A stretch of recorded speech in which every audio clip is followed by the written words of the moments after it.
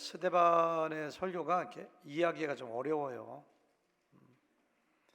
혹시 그 사도행전 이렇게 공부하신 분들 아시겠습니다만 사도행전 7장을 이렇게 읽으면서 도대체가 이 스데반이 무슨 얘기를 하려고 하는 건지, 스데반의 진의가 무엇인지 이렇게 파악하기가 굉장히 간접적으로 얘기하고 또 이렇게 굉장히 뭐라고 할까요? 우회적으로 이렇게 얘기하기 때문에 무슨 얘기를 하는지 잘 몰라요. 또 어려워요, 설교가. 그래서 참 어려운 대목인데, 우리 안정진 집사님 옛날에 사도행전 강의하셨죠? 오늘 교회 안 오셨나? 안정진 집사 어디 계셔? 이 대목을 어떻게 강의하셨어요? 어렵죠, 굉장히. 본인이 이해하기가 어려운 거예요? 이해는 했는데 설명하기 어려운 거예요? 둘 다 어렵죠, 그렇죠? 이렇게 뭐 5절이고 10절 이렇게 잘라서 이렇게 설교하면은 구약 설교하는 것 같고, 한꺼번에 다 해야 되는데 한꺼번에 다 하자니 스데반이 뭘 얘기하려고 하는지를 잘 모르겠어요. 그래서 이렇게 어려운 대목을 저하고 같이 이렇게 나누면서 은혜 받는 시간이 좀 됐으면 좋겠습니다. 꽤 오래전에 유행했던 유머인데요, 좀 썰렁한 유머입니다. 여자들이 가장 싫어하는 이야기가 3개가 있는데, 세 번째가 남자들 군대 얘기하는 거, 두 번째가 남자들 축구 이야기하는 거, 첫 번째가 군대에서 축구한 이야기하는 거. 다 아는 이야기인데도 웃어주셔서 감사해요.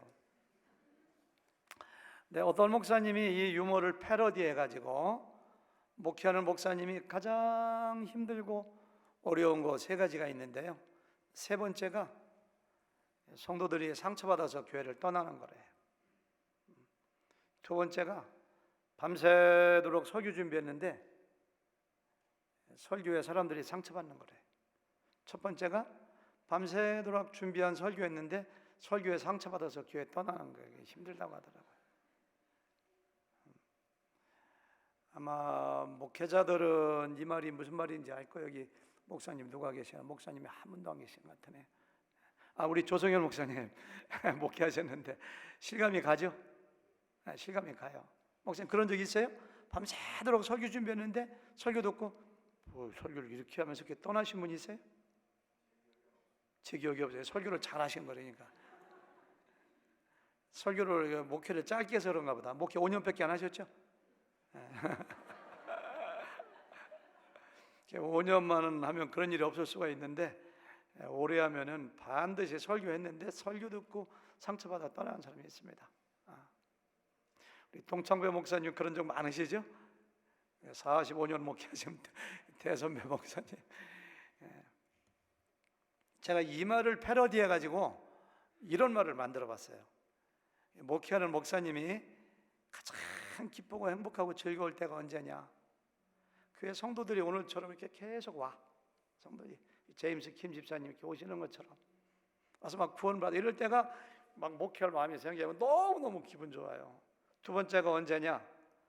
밤새도록 설교 준비했는데 설교 듣고 목사님 은혜 받았습니다. 오늘 설교가 저를 살렸습니다. 감사합니다. 이럴 때가 기뻐요. 더 기쁠 때가 언제냐?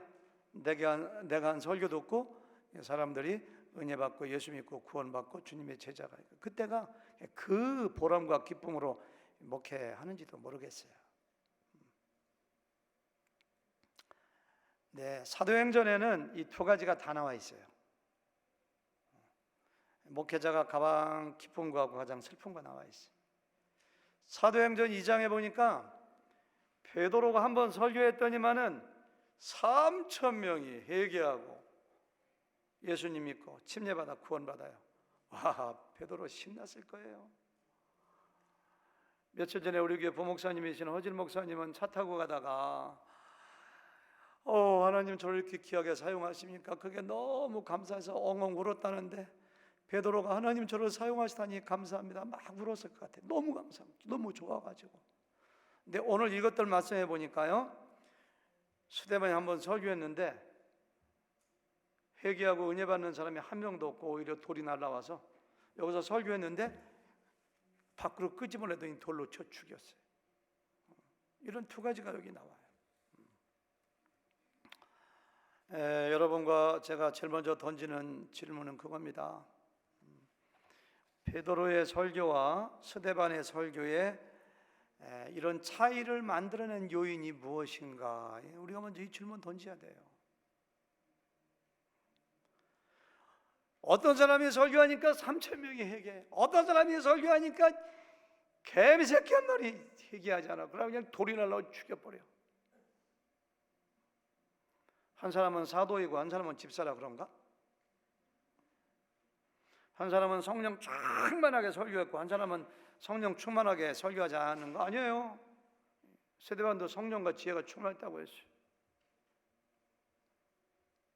베드로는 설교를 짤막하게 하고 스데반 설교는 좀 길거든요. 지루하고 길게 해서 그런가? 스데반이 우리가 읽었지만 막 책망했거든요. 너희 조상들처럼 너희도 성령을 거스른다고 막 그냥 책망하는 설교에서 그런 거 아니요. 베드로도 책망하는 설교였어요. 베드로 설교한 내용 아시잖아요. 우리가요. 너희가 십자가에 못 박아 죽인 이 예수를 하나님이 주와 그리스도가 되어 너희가 십자가에 못 박아 죽인 이렇게 했거든요. 책망했거든요. 형은 회개했어요.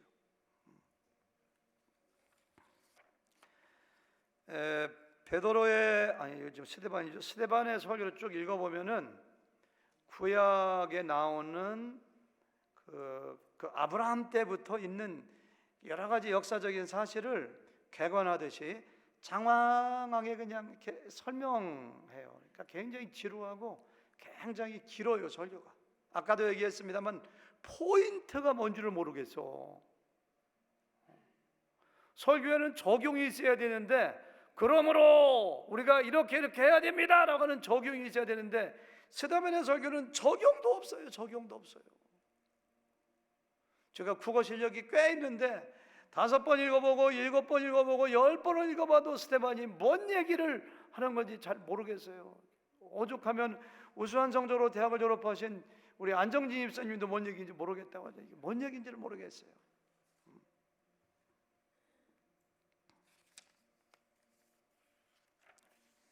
(2절부터) (7절까지는) 아브라함의 일대기를 요약해요.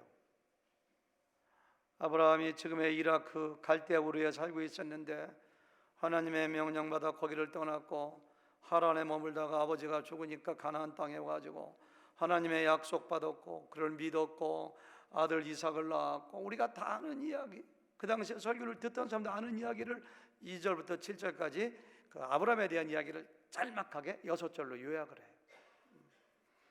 8절부터 16절까지는 그의 아들인 이삭과 야곱의 이야기는 건너뛰고 그 다음에 요셉에 대한 이야기를 해요. 요셉이 누군지 아시죠?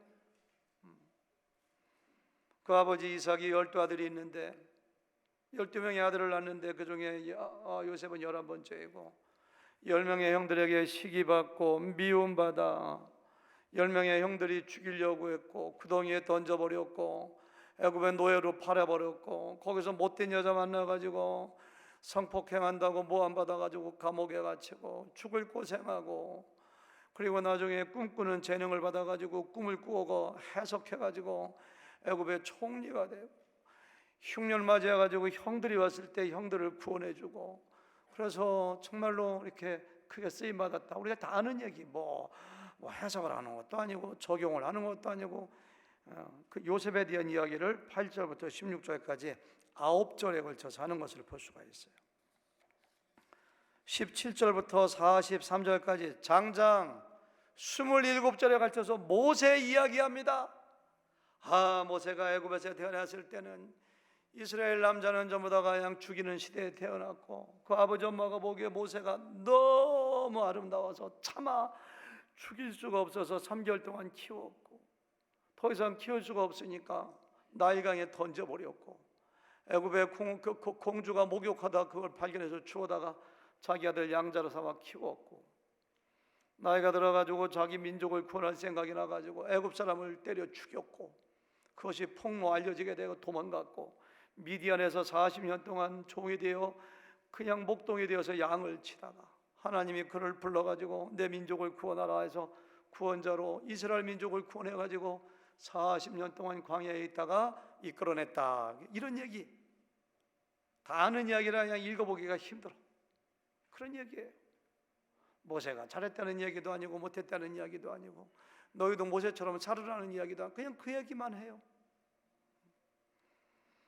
그리고 44절부터 50절까지는 성막 이야기, 성전 이야기합니다. 우리의 조상들이 애굽에서 나올 때 성막을 주셨고 성막에서 제사 지냈고 다윗이 성전을 짓겠다고 하니까 아니다, 솔로몬에게 절하, 솔로몬이 성전 지었다는 얘기야. 그리고 51절부터 53절 우리가 읽은 대로 설교의 결론 같아. 그들을 책망해요. 너 조상들이 하나님 반역한 것처럼 너희들도 반역했다. 너가 예수 죽이고 나도 죽이려고 한다. 너가 율법을 지키지 않는다. 이렇게 책망하는 설교를 해요. 54절 다음 주에 공부하겠습니다만 54절 보니까 그들이 이를 듣고 마음에 찔려 뭐 해서요? 이를 갈거든. 같이 한번 이 좀 갈아보실까요? 이를 갈아가지고 스데반 나와! 그냥 멱살을 끌어내서 돌로 쳐 죽였다. 설교가 여기서 중단된 거예요. 사실은 설교자를 끌어내지 않았으면은 스데반이 무슨 설교했을까 이런 생각을 해보기도 하고, 제가 스데반이 한 설교의 요점을 얘기했는데요, 저는 스데반이 이 긴 설교를 통해서 세 가지를 전달하려고 했다고 파악했어요. 이 세 가지가 쉽지가 않아요. 첫 번째는 뭐냐면은 스데반이 설교하게 된 상황과 정황을 보면 금방 이해가 돼요. 앞에 6장에 보니까 스데반은 7 집사 중에 한 명이 되었고요, 지혜가 충만하고 성령이 충만하고 믿음이 충만하고 사람들에게 칭찬받고 집사가 됐는데 나가서 가만히 있을 수가 없어서 그냥 동네 방네 다니면서 전도했고, 외국에서 노예로 살다가 풀려난 자유인들에게 전도하다가 논쟁이 벌어졌고, 그 자유인들이 사람들을 매수해서 거짓 증인을 세워가지고 스데반은 성전을 모독한다, 스데반은 율법을 모독한다, 스데반은 하나님을 모독했다, 이런 제목으로 고소해서 공회에서 지금 재판받는 과정이거든요. 재판받는 과정이에요 지금 현재. 우리 김시수 형제한테 한번 물어볼까요? 우리 김시수 형제님은 굉장히 신실한 믿음을 가진 아주 좋은 믿음의 사람인데 지금 예를 드는 거예요. 예를. 근데 한 번도 김시수 형제는 누구한테 사기를 친 적도 없어.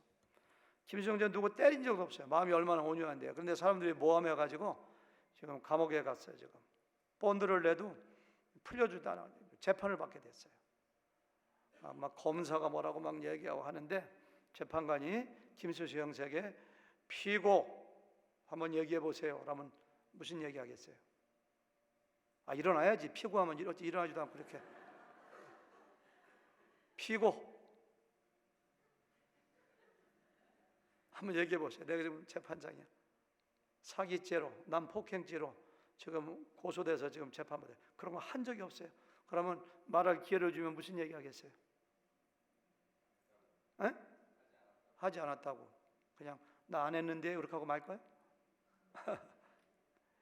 변론하고 변정하고 자기를 방어하겠죠. 스데반은 성전을 모독한 적이 없습니다. 스데반은 하나님을 모독한 적이 없습니다. 스데반은 율법을 모독한 적이 없어요. 그러니까 스데반은 이런 설교를 통해서 제일 먼저 나는 깨끗합니다. 이 셋 중에 하나만 걸려도 사형이거든요. 돌에 맞아 죽게 돼 있거든요. 성전 모독죄가 얼마나 큰데 예수님도 성전 모독죄로 죽었어요. 이 성전을 헐라 내가 살만했지, 그것 때문에 죽었거든요. 예수님도요. 그러니까 지금 사느냐 죽느냐 해서 자기를 방어하는 것은 자기의 본능이죠. 아브라함과 요셉에 대해서 길게 이야기한 것은 내가 믿는 신앙도 여러분들처럼 구약의 뿌리를 두고 있습니다. 내가 믿는 예수님은 구약의 율법을 부정하는 분이 아닙니다. 여러분들이 믿는 아브라함의 하나님, 이삭의 하나님, 야곱의 하나님을 내가 믿습니다. 그게 자기의 신앙의 뿌리가 구약에 있다는 사실을 지금 여기서 얘기하고 있는 거예요. 모세에 대해서 굉장히 오래 이야기했는데요, 그것도 역시 마찬가지입니다. 하나님께서 이스라엘 백성들에게 율법을 주실 때에 모세를 통해서 주셨거든요. 모세에 대해서 오랫동안 얘기하는 이유 중에 한 가지가 모세를 통하여 주신 율법을 내가 존중하고 내가 율법을 믿습니다. 난 율법을 모독한 적이 없습니다. 내가 믿는 예수님께서 마태복음 5장 17, 18절에서 내가 율법이나 선지자를 폐하러 온 줄로 생각하지 말라. 폐하러 온 것이 아니요 완전하게 함이라. 천지가 없어지기 전에는 율법의 1.1획도 결코 없어지지 않는다고 한 것처럼 나도 그 율법을 존중합니다. 왜? 모세를 이야기하는 것이면 그거 지금 이야기하는 거예요.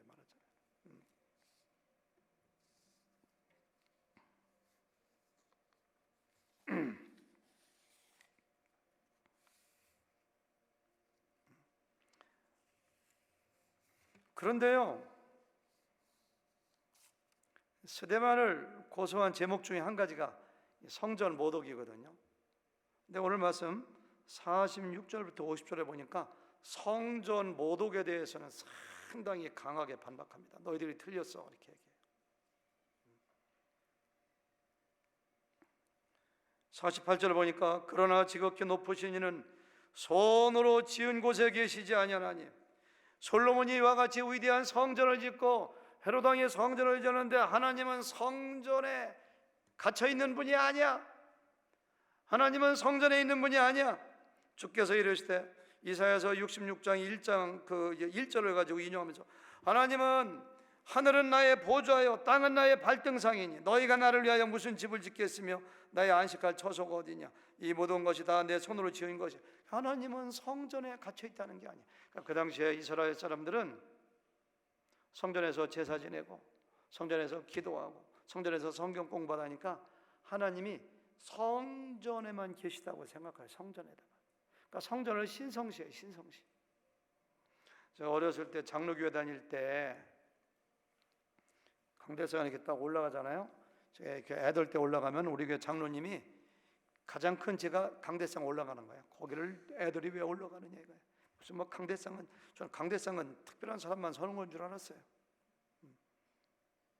그 당시에 사람들은 성전을 신성하게 위해서 성전을 모독하면 그냥 죽이는 거예요. 성전을 사흘 만에 헐라 내가 지켰다 그 말했다고 죽이는 거예요. 그 말했다고. 스데반이라는 얘기가 아니야. 하늘이 하나님의 보좌야. 땅이 하나님의 발을 놓는 곳이야. 하나님은 온 천지에 안 계신 데가 없어. 너희들의 성전에 대한 인식은 잘못됐어. 그건 고쳐야 돼. 그거 지금 성전을 모독했다는 것에 대해 적극적으로 얘기하는 것이 이거예요. 여러분들 중에 하나님은 이 교회에만 계신다고 생각하는 분 없죠? 하나님은 여러분들 안방에도 계시고 가정에도 계시고 일터에도 계시고 가게에도 계시고 친구하고 이야기할 때도 계시고 혹시 술 마신 적 있는가요? 술자리도 계시고 다 계시거든요. 우리가 믿죠? 근데 행동은 그렇게 안 하시는 분들이 가끔 보면 있는 것 같아요. 10년 전에 우리 교회에 큰 식당을 하시는 세 가지가 오셨어요. 한 3개월 동안 너무너무 좋아하더라고요. 하늘의 교회 너무 좋대. 말씀도 좋고 성도들도 친절하고 교회도 건강하고 너무 좋은데 3개월쯤 되다 보니까 스르르 이렇게 안 보이셔. 전도하신 분에게 그분 어디 갔느냐고 왜 안 나오시느냐고 물어보니까 우리 교회 안 나오기라고 딴 교회로 가셨대요. 왜 그러냐라고 물어보니까 자기도 식당 개업할 때 손님이 굉장히 많이 오잖아요. 아직까지 어떤 그 음식 만드는 거 서빙하는 게 잘 유스트가 안 돼가지고 오래 기다리잖아요. 근데 식당 개업할 때 음식이 너무 늦게 나가니까 막 그냥 소리를 지르고 화를 낸 사람인데 그분이 우리 교회 집사들이에요. 누군가 손 들어보세요. 누군가 좀.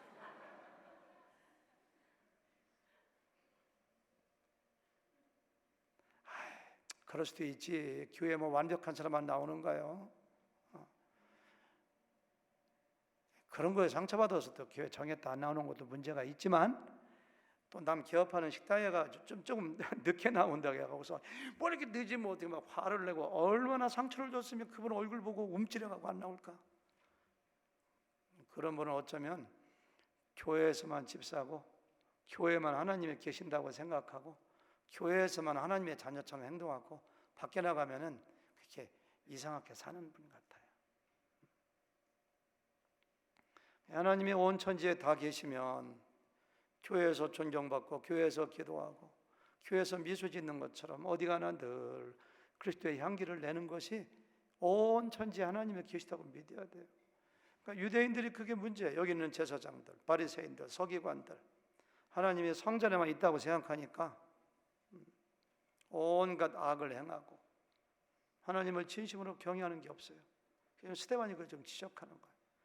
이 설교를 통해서 첫 번째 강의가 뭐라고요? 자기를 변호하고, 나 성전을 모독하지 않았어, 나 하나님을 경외하고 나 율법을 경외해, 그거 얘기하는 거예요. 두 번째는 스데반이 긴 설교를 통해서 뭘 얘기하는 거냐면은, 여러분, 스데반은요 마음 가운데 예수님으로 꽉 차 있는 사람입니다. 콱 찔르면 그냥 예수님이 팍 나오는 거예요.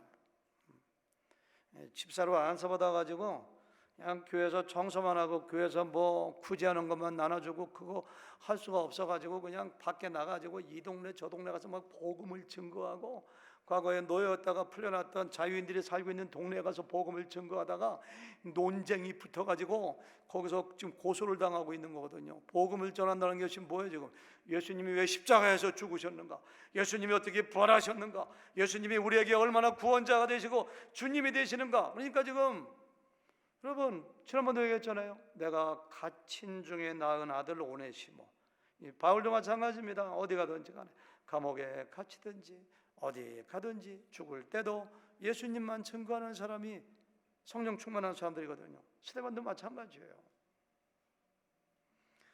이 긴 설교를 통해서 자기만 변호하고 변증하고 방어하는 것이 아니라 지금 예수님을 지금 증거하는 거예요. 예수님의 복음을. 여러분, 구약 성경에 보니까요, 여기 나온 아브라함과 요셉과 모세만 있는 것이 아닙니다. 더 위대하고 훌륭한 다윗도 있고요, 이사야도 있고요, 예레미야도 있고요, 여호수아도 있고요, 위대한 종들이 많이 있는데 왜 아브라함과 모세와 요셉만 이야기할까요? 그들을 통해서 복음 증거하는 거예요. 복음. 이근희 집사님, 아브라함 하면 제일 먼저 뭐가 생각나요? 스데반이 아브라함 설교 많이 했거든요. 아브라함 이야기. 아브라함 하면 딱 떠오르는 이미지가 뭐예요? 믿음. 뭘 믿었다는 거예요? 뭘? 하나님을 믿어? 좀 구체적으로. 맞았어요. 하나님의 약속. 하나님께서 아브라함을 부르자마자 창세기 12장에 보면 제일 먼저 약속하거든요. 아브라함아, 내가 너로 하여금 복의 근원이 되게 하고 온 세계 민족이 너를 통하여 복을 받을 것이니라. 그 말 맞아요? 틀려요? 아브라함 통해서 복 받은 사람이 있어요? 우리 중에 누가? 아브라함 얼굴도 못 봤는데 너의 후손이 하늘의 별처럼 많아지리라. 이게 누구 얘기한 거예요 지금? 아브라함의 후손을 통하여 오신 예수님을 얘기하는 거거든요. 아브라함아, 내가 복의 근원이 되고 너를 통하여 모든 민족이 복을 받는다. 아브라함의 후손 구원자 예수님을 통하여 우리도 복 받았잖아요. 구원에 복 받았잖아요. 우리도 아브라함의 후손이거든요. 영적으로 너의 후손이 하늘의 별처럼 많아지리라. 스데반의 설교가 중단되었으니까 그렇지, 설교를 만약에 계속했다면 이런 얘기했을 것 같아요. 여러분들의 조상 아브라함, 여러분들이 존경하는 아브라함에게 하나님이 약속하신 복의 근원, 그 구원자가 바로 예수님입니다. 예수님 믿어야 됩니다. 그렇게 했을 것 같아요. 그래서 아브라함 설교한 거예요 지금. 요셉 설교도 굉장히 많이 했는데요, 모세 설교도 많이 하고 했는데요, 여러분, 요셉이 누굽니까? 요셉은 예수님의 예표. 요셉하고 예수님은 너무 닮았어요. 예수님의 사역의 그 예고편, 영어의 예고편. 모세를 보면은 예수님이 어떤 일을 할 것인가 알아요. 예수님이 할 일을 모세를 통해서 미리 이렇게 계시했어요. 모세도 왕궁의 왕자로 살다가 목동이 되었고 종이 된 것처럼 예수님도 하늘 보좌 버리고 종이 되어서 세상에 오셨어요. 예수님이 수많은 기적을 행한 것처럼 모세도 수많은 10가지 재앙에 지팡이를 던지면 뱀이 되고 뱀을 잡으면 지팡이가 되고 반석을 치면 물이 나오고 막 홍해를 막 가르고 막 만나를 내리게 하고 막 메추라기가 떨어지고 그래서 기적을 행한 것이 예수님하고 너무 비슷해요. 하나님께서는 예수님 통해서 우리에게 천국 복음 주셨는데 모세를 통해서 율법을 주셨어요.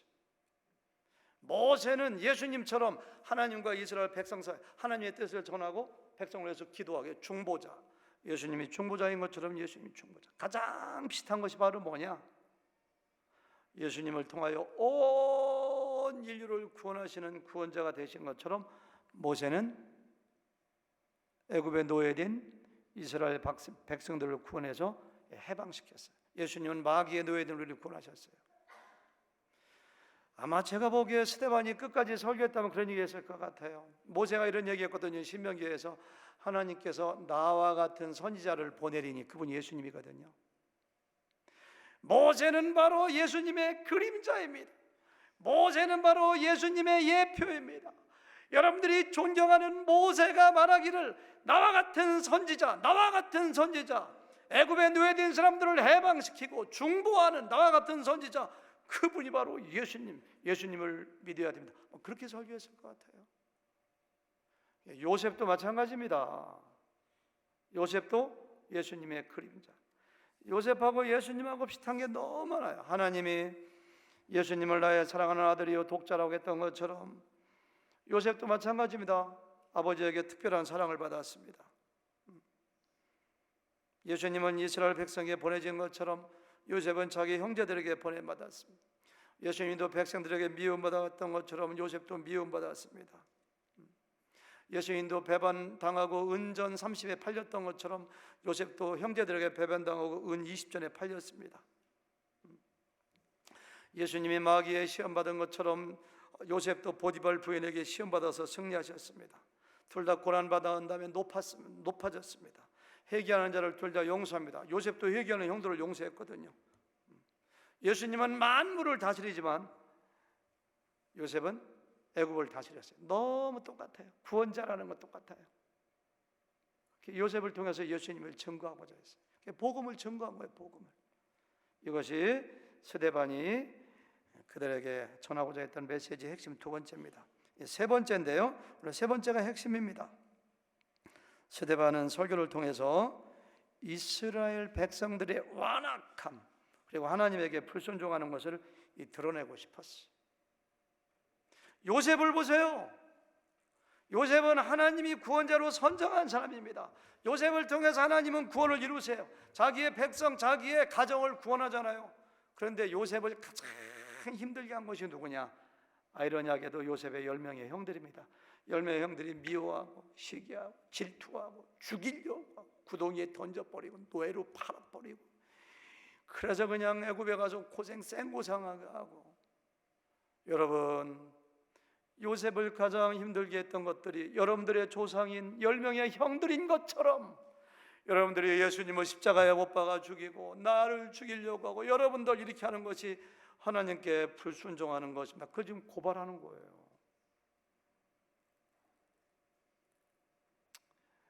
제가 어떤 목사님에게 물어보거든요.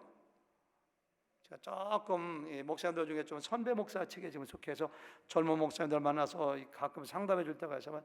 뭐가 가장 힘들어요 하면은 뭐가 가장 힘들까요? 성도들이 자기를 가장 힘들게 한대요. 꼭 주일 예배 나와야 될 사람이 안 나올 때 힘들고 자기가 기도하고 하나님이 기뻐하시는 거라고 결정해서 하자고 하면 반대하는 그 사람 너무 힘들고 무리하게 대하는 게 힘들고 너무 모세가 목회할 때 가장 힘들게 한 사람이 아말렉 족속이 아닙니다. 추워서 힘든 게 아니에요. 더워서 힘든 게 아닙니다. 모세가 40년 동안 목회할 때 모세를 가장 힘들게 물이 없으면 물이 없다가 모세를 돌로 죽이려고 먹을 게 없으면 그냥 먹을 게 없다고 죽이려고 해. 어떨 때는 집단으로 배반하고 반란 일으켜서 모세를 죽이고 자기들끼리 그냥 돌아가려고 해. 우리를 애굽에서 죽게 두지 여기를 왜 데리고 왔느냐고 해.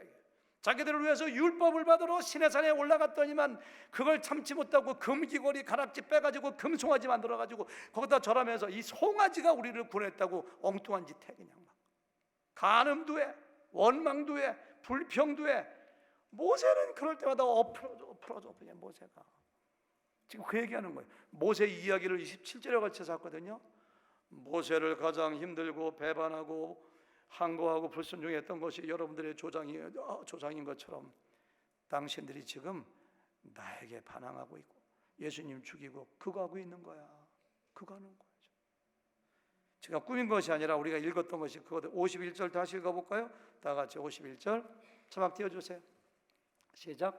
목이 곧고 마음과 귀에 할 일을 받지 못한 사람들아, 너희도 너희 조상과 같이 항상 너희가 지금 성령을 거스르는 거야. 너희들 잘하는 것 같지? 너희가 지금 성령을 거스르는 거야. 52절 다 같이 시작. 너희 조상들이 선지자들 중에 누구를 박해하지 아니하였느냐? 의인이 오시리라 예고한 자들을 그들이 죽였고 이제 너희는 그 의인을 잡아준 자요 살인한 자. 옛날에 예수님 올 것이라고 예언한 선지자를 너희 조상들이 그렇게 죽이더니 너희들은 그 의인을 죽였지? 잡아줬지? 지금 나를 죽이려고 하지? 53절 다 같이 시작. 너희는 천사가 전한 율법을 받고도 지키지 아니하였도다 하니라. 이렇게 했어요.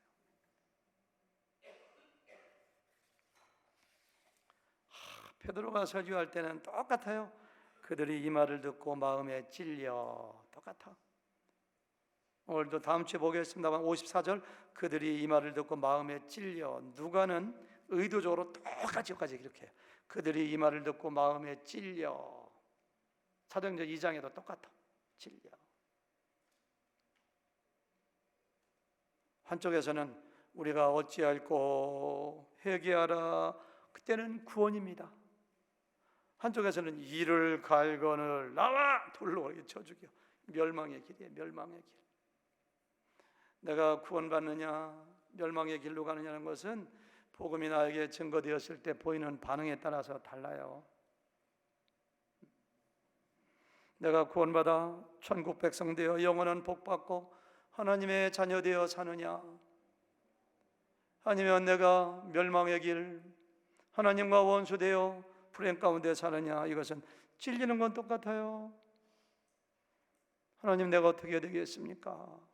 이렇게 할 것이냐, 아니면 저런 걸 설교라고 저런 걸 일을 가면서 너나 잘해 이렇게. 거기 다 따라 다른 거예요. 제가 설교 시작할 때 던졌던 질문의 답이 여기서 나와요. 지금 베드로의 설교와 스데반의 설교의 차이점을 만든 것은 무엇인가? 한 사람은 설교했는데 3,000명이 회개했고 한 사람은 설교했는데 돌을 던져 죽였어요. 이 차이를 만든 것이 무엇인가? 설교가 잘못됐는가? 지루해서 그런가? 한 사람은 사도이고 집사람은 책망해서 그런 게 아니라고 했거든요. 그 이유가, 그 답이 나왔어요. 조은호 전사님 답을 좀 얘기해 주세요. 답이 뭐예요? 베드로의 설교와 스데반의 설교의 차이점. 2부 예배 때는 누구한테 물어보니까 다 맞추더라고요. 조은호 전사님 찬양 인도절을 바꿔야 될 것 같아요. 이걸 모르면 안 되는데.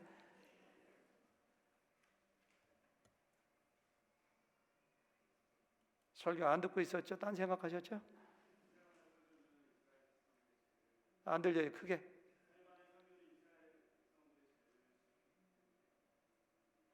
스데반의 설교는 이스라엘 죄를 지적했고 베드로는 칭찬만 했어요.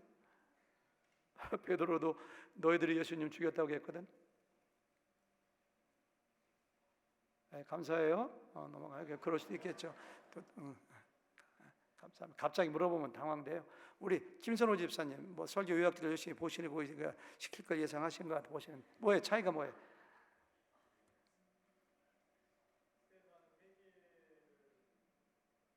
답을 못 찾았어. 열심히 봤는데.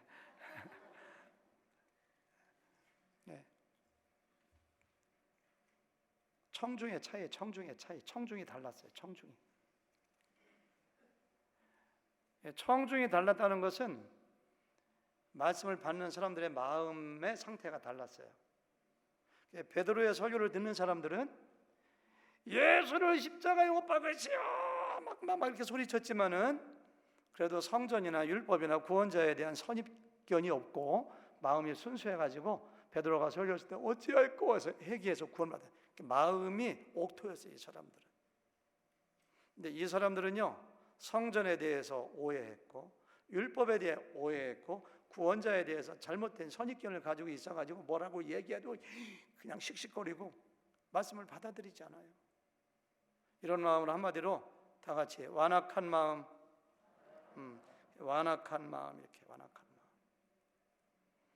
성경에 보니까요, 너희는 마음을 강팍하게 하지 말라, 완악하게 하지 말라 50번 이상이 나오는데요, 영어로 보니까 Don't harden your heart. harden, 막 굳어지게 하는 거예요. 굳어지게 하는 거예요.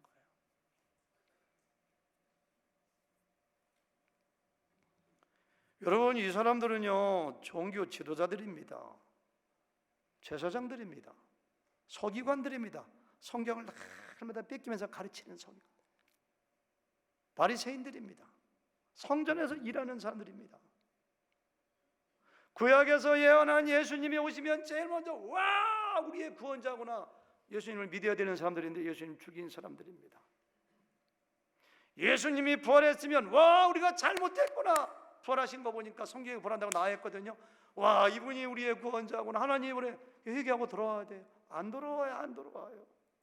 예수님 죽이고 스데반까지 죽이려고 하는 이 사람들 왜 그런지 아세요? 마음이 굳어져서, 마음이 완악해서 그래요. 마음이 완악해서. 제가 굉장히 친하게 지내는 목사님이 있는데 지난 봄에 만나봤는데 그래요, 저한테 목사님, 오 목사님, 병원에 가보니까 자기가 간경화가 걸렸대요. 오랫동안 지방간이었는데, 혹시 지방간 있는 분들 있으면 좀 체중을 빼세요. 저도 지방간 좀 있거든요. 살을 제가 10파운드 뺀 거예요 지금. 있었는데 간경화래요. 간이 있는데 60%가 딱딱하게 섬유질 해야 되고 40% 가지고 지금 이렇게 살고 있는데, 매년 1%, 2%씩 간경화가 진행되는데 70%가 되면 굉장히 심각해진다고 얘기해서 자기 사모님하고 애들하고 혼비백산해서 지금 야단났다고. 그러면서 자기는 태어나더라고. 하나님이 이렇게 하다 부르시면 가는 거지요, 뭐 이렇게 하더라고. 자기는 자기 간이 굳어지는 걸 의식을 못했대요. 참 피곤하지도 않고 운동을 굉장히 잘하시거든요. 3시간, 4시간씩 막 테니스를 치면서 펄펄 날라요. 제가 축구하는데 저한테 달리기 시합하자고 해서 달리기 애들처럼 시합하는데 저를 조금 앞서더라고요. 그렇게 운동 많이 하죠. 간이 굳어지는 거 생각도 못했대. 피곤하지도 않고. 근데 세상에 60% 간이 굳어지는 줄 어떻게 알았느냐고. 겉으로는 태어난 것처럼 하시는데 속으로는 이렇게 좀 그늘이 있더라고. 하나님 부르시면 가야죠, 이렇게 하더라고요. 여러분, 간만 굳어지는 게 아닙니다. 여러분들과 저의 마음도 굳어져요. 마음이. 간이 굳어지는 거 모르는 것처럼 자기 마음이 완악해지고 강팍해지는 거 잘 몰라요. 여러분들 한번 자기를 좀 진단해 봤으면 좋겠어요. 내 마음의 상태가 부드럽고 소프트해가지고 하나님의 말씀에 반응하는 사람인가? 하나님 말씀을 순종하고 지키는 사람인가? 마음이 강팍해지면 하나님 말씀이 내 귀에 들어오지가 않아요. 마음이 강팍해지고 완악해지면은 사람들을 율법적으로 판단하고 예배를 드리고 기도해도 습관적으로 하지 하나님과의 따끈따끈한 교제가 절대로 이루어지지 않아요. 제가 목회하면서 보면요, 우리 교회 성도님들 가운데서 얼마나 많은 사람들이, 어떤 사람들은 간이 굳어진 것처럼 30%가 굳어지고, 어떤 사람은 50%가, 어떤 사람은 중증이요, 마음이 얼마나 완악한지 한 80%, 90% 굳어져 가지고서 내가 하나님을 너무너무 사랑하여 울면서 기도해 본 적이 언제인지, 내가 하나님의 음성 듣고 도저히 용서할 수 없는 사람 용서하겠다고 다짐한 것이 언제인지, 내가 하나님께 예배하는 것을 사랑하여 날마다 예배에 얼마나 나왔는지 너무너무 굳어져 있어요. 제가 사진 하나 보여드릴까요? 저 사진 좀 보세요. 제가 몇 년 전에 여행하다가 저 공원을 가봤는데 Fortified Forest National Park, 애리조나에 있는, 저 가보셨죠?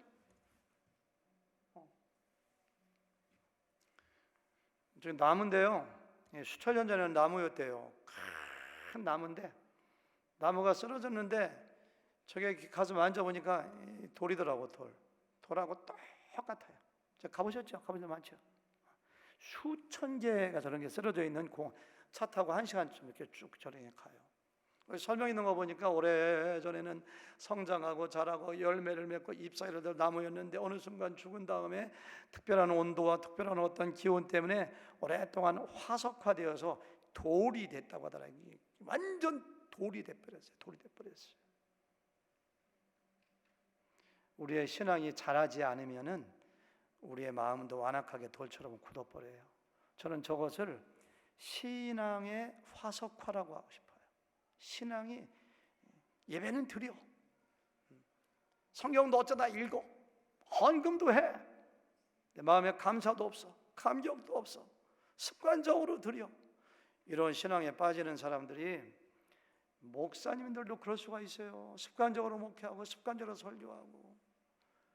그래서 목사가 타락해가지고 교회를 어렵게 하고 전부 다가 신앙의 화석화가 이루어진 사람들입니다. 안수 집사에게 신앙의 화석화가 일어나서 마음이 강팍해지면은 큰일이지, 큰일이지.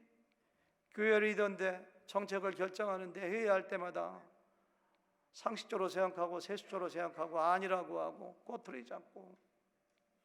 최고의 비극은요, 교회 리더들이 마음이 완악하게 되는 거예요. 완악하게 되는 거예요. 그런 사람 리더가 되면 안 돼요. 목사가 되면 안 되고요, 장로가 되면 안 되고요, 안수 집사가 되면 안 되고요. 다 하나님의 음성 들어야 돼요. 하나님의 음성. 저는요, 신앙생활은 거세게 흐르는 강물 위에 놓여 있는 보트라고 생각해요. 강물이 그냥 거세게 막 흘러내려요. 근데 보트를 세게 젓지 않으면 가만히 있는 게 아니라 떠내려가요. 신앙은 반드시 태보화가 되어 있지 가만히 있는 게 아니에요. 여러분들 언젠가 열심히 기도하고 열심히 하나님 사랑하고 금식 기도하고 하나님을 사랑하며 뜨거웠던 신앙이 있는가? 오랫동안 가만히 있었는 것 대단히 죄송하지만 마음이 굳어지고 태보되고 저 밑에 떠내려가 있어요. 신앙생활은요, 자전거 타는 거하고 똑같아요. 페달을 밟아서 앞으로 나가지 않으면 쓰러지게 돼 있어요. 신앙생활은요, 공중에 떠 있는 헬리콥터하고 똑같아요. 어마어마한 힘으로 이 중력이 헬리콥터를 잡아달려요. 그 힘보다 더 세게 날개를 돌려서 위로 날라야 되거든요. 최소한 서 있어야 되거든요. 근데 그 날개를 돌리지 않으면 그냥 곤두박질 치는 거예요, 이게. 그래서 성경에는 너의 마음을 완악하게 하지 말라, 강팍하게 하지 말라. 너의 마음에서 굳은 마음을 제하고 부드러운 마음을 가져라. 날마다 항상 기도하라. 범사에 감사하라. 하나님은 예배하는 자들을 찾으신다. 기적 중에 기적이 뭔지 아세요? 일주일에 한 번, 주일 예배 한번 딱 참석하고 신앙 유지하는 게 기적입니다. 물론 집에서 큐티하는 분도 있겠지만 기적이지, 기적. 168시간 중에서 1시간만 예배 딱 하고 그 다음 주에 나오는 건 기적이지. 그것도 하나님의 은혜지, 기적이지. 최소한도 모든 예배에 참석하고 와서 뜨겁게 기도하고 하나님의 음성 듣고. 제가 이렇게 기도할 때 보면요, 한 10분, 20분 기도할 때는 집중이 안 돼. 딴 생각도 나고 섭섭한 생각도 나고. 근데 한 20분 정도 돼서 깊은 기도에 들어가면은 하나님께서 막 말하고 음성을 들려주세요. 네가 그 사람 찾아가서 용서를 빌어야 되지 않겠니? 네가 그렇게 섭섭하지만 네가 참아야 되지 않겠니? 여러분들은 설교, 오늘 설교 들으니까 당연한 것 같지만 저는 이 설교를 연구하면서 지난 목요일까지 이 본문 포기하려고 했습니다. 어떻게 설교할지 모르겠더라고요. 너무너무 어려워가지고 온갖 책과 온갖 훌륭한 목사님의 설교를 다 들어봐도 제 마음에 감동이 없어요. 이건 아니라는 생각이 들어요. 그래서 이 본문을 포기해야 되겠다. 실제로 사도행전 강해 설교하시는 많은 분들이 이 본문 그냥 뛰어넘어갑니다. 지난 금요일날 저녁에 잠잘 때는 무거운 마음으로 큰일 나네, 주일은 다가오는데 어떻게 설교할지 모르겠네. 그래서 포기해야 되겠다 생각해. 금요일날 와서 막 기도하는데 하나님께서 그냥 영감을 막 주시더라고요. 금요일날 기도하다가 이게 설교 본문이 거의 완성된 겁니다. 이게 하나님이 기도할 때 이렇게 주시는 거예요. 기도할 때. 토요일 어제 새벽 기도할 때 짧게 10분 동안 기도하는데 답을 주신 거예요. 베드로의 설교와 스데반의 차이의 설교는 청중이니라. 그래서 제가 메모에다가 잊어먹고 얼른 적었어요. 그것도 굉장히 쉬운 것 같아요. 여러분들은 그게 쉬운 것 같지만 저는 그거 10일도 더 고민했습니다. 처음 알았어요 이번에. 청중은 바로 마음의 상태니라. 하나님이 가르쳐주신 거예요. 전부 다. 하나님께 무릎 꿇어 기도하면 하나님이 내 마음을 만지세요. 내 손을 잡아주세요. 내 안에 성령이 충만하면 에스겔 선지자를 통해서 말씀하신 것처럼 내가 너의 마음 속에서 굳은 마음을 제하고 너에게 부드러운 마음을 주리라. 새로운 영을 줘. 그 영이 성령이에요. 성령 충만하고 말씀으로 기도로 나의 마음을 부드럽게 해서 하나님께 반응하는 그런 사람 돼야지요. 그런 사람. 여러분들의 마음 상태를 한번 좀 점검해 보세요.